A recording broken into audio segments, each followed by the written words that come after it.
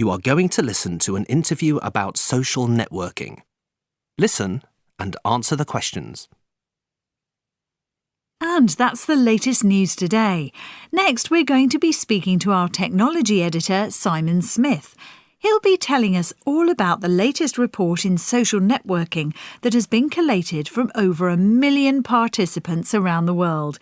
Good afternoon, Simon. Good afternoon, Carol. So, this report... Yes, it's the biggest report like this I think we've ever seen, and it certainly raises some questions for social media sites, and indeed for us, the people that use them.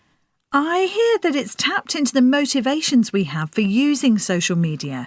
What can you tell us about this? It has.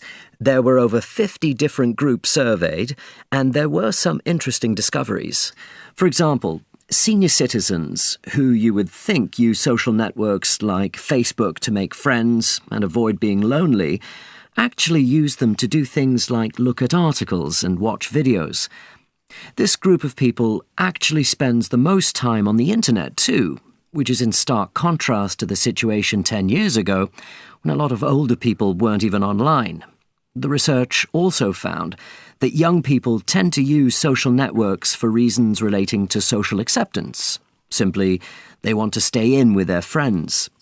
This group tends to switch sites a lot, so Facebook might be popular for a short amount of time, but they'll move on to other sites like Instagram or Twitter pretty swiftly.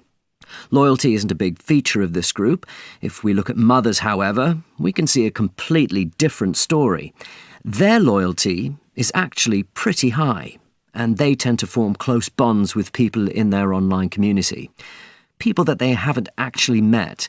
This is not simply to allay the isolation of staying at home with a small child, which is what we might suppose. Actually, it's to find out whether they are doing the right thing when it comes to caring for their young children or indeed their teens. These sites can be extremely supportive tools. Lastly, let's look at another group which showed surprising motivations for using social networks. People who are not in relationships. This group of people, again, you may think are quite lonely, but statistics show they post more and go out more than any other group. In fact, often their motivation is to get back in touch with people they've met, perhaps from school or just from their busy social lives. That's very interesting and not at all what I would have thought. How do you think this information will affect social networking sites at the moment? Do you think we'll see some changes? Yes, I think so. I've been looking at some of the most popular sites at the moment. SoPals, Everywhere Us and Sweet. They all have their advantages and disadvantages, but I can see all three of them going in different directions in the future. Let's talk about SoPals firstly, as it's probably one of the most well-known social networks around at the moment. And why is it so popular? Well, I think it's pretty easy to use, and also it's seen a good uptake in lots of different countries. I think nearly every country in the world has access to it, and there are millions of international users. However, the one thing many people are not at all happy about is the way in which SoPals quite brutally collects user data. There has been some talk in the press about who can access this data, and although the wider community might not be too bothered, there are some rights groups who are outraged. On the other hand, they also have quite a good strategy for going forwards. They are going to develop posts which are more temporary. So, say they'll stay on for an hour and are then archived. This is something which is increasingly popular for younger users, so it sounds like a good move to me. Now moving on to Everywhere Us. This is more of a context-specific social networking website. One of its best points is that it's geared towards close friends. This means that people are more likely to share more things. The app has been a great success. However, we can't say the same for the web version, which has had some dreadful feedback. They need to work on this, in my opinion, but I don't think it will stop this site from getting bigger and bigger in the future. One final site that I do want to mention is Sweet. Now, this isn't really a site for the likes of me and you, Carol. It's actually a social network for teens. Now, the reason why this site is becoming so popular for this age group is that it supports so many different forms of media. So you can post audios, pictures, videos, little voice messages, games. It's really booming with this age range. It's not all perfect, though. I've got to say that the design is quite simplistic and childlike, even for the age range. And also, there's no app yet. They'll want to get that developed if they want to be a big player in this market. And they obviously do want to be a big player as they're planning next year to branch out to other demographics, such as young parents and older people. I can see this being a really successful move if they get the design spot on. One thing I will say, though, is that social networking doesn't appear to be going anywhere. It looks to just grow and grow. Track 4. Exam Practice 3. Listening Paper 3. Part 2. You will hear a student called Mara Barnes giving a presentation about the language of the Pirahã people who live in the Amazon basin. For questions 1 to 9, complete the sentences with a word or short phrase. Hi, my name's Mara Barnes, and the subject of my presentation this evening is an amazing tribe of people who live deep in the Amazon rainforest on the banks of the river. They are called the Pirahã, and there's about 400 of them living in a scattering of small villages. The thing about the Pirahã is that, as well as living what we would term a hunter-gatherer lifestyle, that is, they're not engaged in agriculture or animal husbandry, but live off the bounty of the forest environment, these people have a unique language that's been studied by an ethnologist from the University of Manchester called Professor Everett over a 25-year period. Although the number of Pirahã speakers is small, the language cannot be described as endangered because most of its speakers are monolingual and have little contact with other language groups. Similarly, few outsiders understand anything of Pirahã which isn't related to other existing languages. So the first thing that Everett had to do was learn the language himself. From his first steps on Pirahã land in 1977, Everett knew the tribe was remarkable. As far as he could tell, the language had no words capable of conveying basic ideas like colour, although words for light and dark existed, or, more significantly, counting. If this were true, then the language would be unique, the world's only known language without numbers. A series of experiments using items that the tribe were familiar with, like batteries, established this to be the case. But the Pirahã had access to Brazil nuts and were keen to set up trading relations with neighbouring tribes, so Everett set out to try and teach some of them to count, with little success. It seems that in their everyday lives, these people had no need of numerical skills and so couldn't even grasp the concept of number. Everett had to wait months before coming to these conclusions, however, so indecipherable was the language. It's a kind of sing-song communication which some have compared to singing, but which, to my mind, has more in common with humming than with the spoken word. And whistling is also an important feature in communications in the jungle. Linguists have studied the structure of the language and found that, despite a very limited set of vowels and consonants and a lack of complicated grammar, many ideas are conveyed through variations in pitch, stress, and rhythm.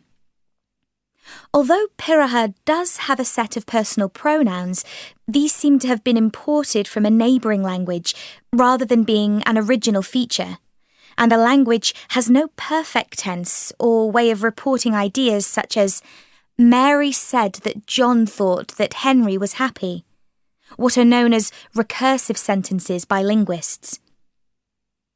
Because there's no written version of Pirahã, very few storytelling traditions, and no tradition of decorative art, the tribe seems to have a complete lack of what's known as a collective memory. In other words, there's little sense of history as people are focused on their current needs. The Pirahã aren't interested in either the distant past or the distant future, so don't have the language to express ideas related to those time periods. Having lived with the Pirahã for many years, however, Everett disputes the idea that they're intellectually inferior to other peoples.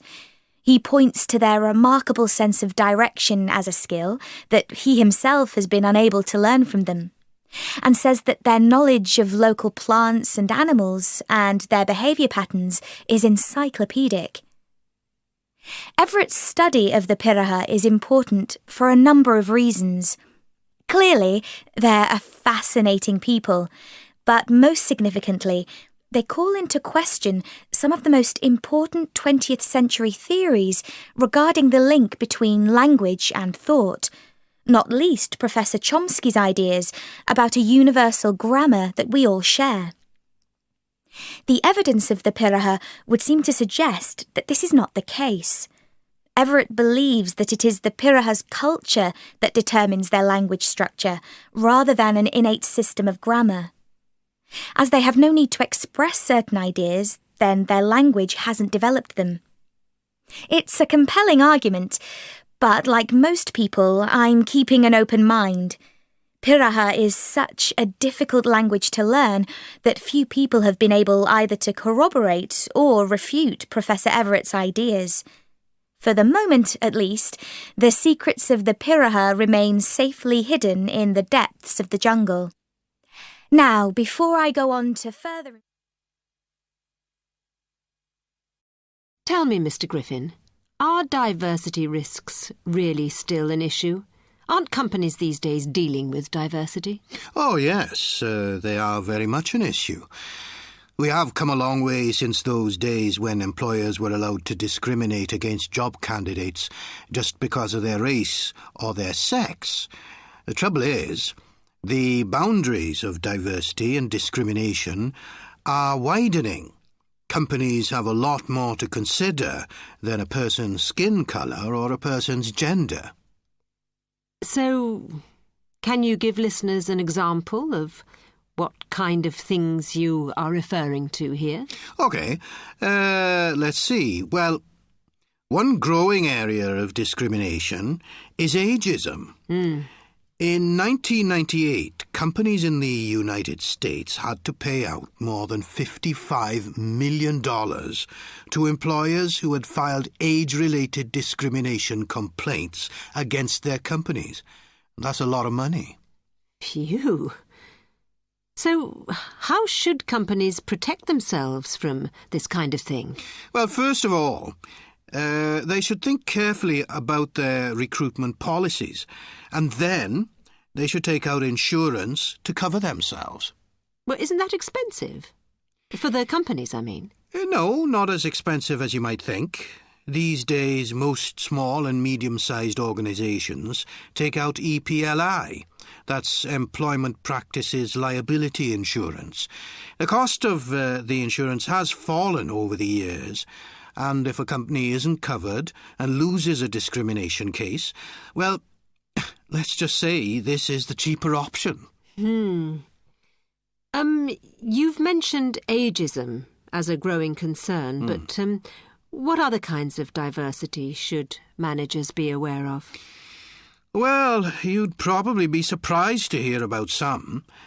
Discrimination against single people, against married parents, against people who are too tall, too short, too heavy. Really? Oh, yes.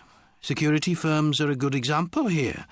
They typically state that their employees need to be over or under a certain height or weight. They claim it's necessary for the job. But there have been cases where people have claimed discrimination. And won? Sometimes, yes. Then there are people with a criminal background. Employers used to feel justified in turning away job applicants just because they'd been in trouble with the law. Isn't that still the case? No, not exactly. The law states that employers can only reject a job applicant with a criminal record if the crime bears a direct relation to the job in question. So, somebody who has served a sentence for, let's say, stealing cars would be all right in a job as a kitchen porter. And, Mr. Griffin, tell me, how many people actually go through with their threats to sue a company for discrimination. Well, I haven't got the latest figures for the UK, but in the United States, the Equal Opportunities Commission receive around 85,000 complaints every year. And that figure is rising. Race and sex account for most of the complaints that are filed, but age discrimination is on the increase too. So, any words of advice for risk managers? Well, first of all, make sure that you have adequate insurance. Then address the issues of diversity from within the organisation. Get the employees involved. Celebrate the differences and try to build up a reputation as a fair employer. And remember, it is worth investing time and effort in addressing these issues because statistics have shown that you're much more likely to be sued by an employee than a third party.